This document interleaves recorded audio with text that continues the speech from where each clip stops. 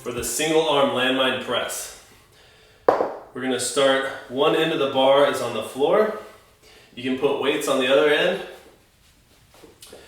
I like to go feet together, but if you prefer, you can put the opposite foot out in front. Lower the weight down to the shoulder and then lean slightly forward as you press it up. So grab it at the very end of the bar. Inhale, exhale as you press forward. It should come straight down to the shoulder and then push straight up and away. So it's going to be slightly vertical and forward at the same time.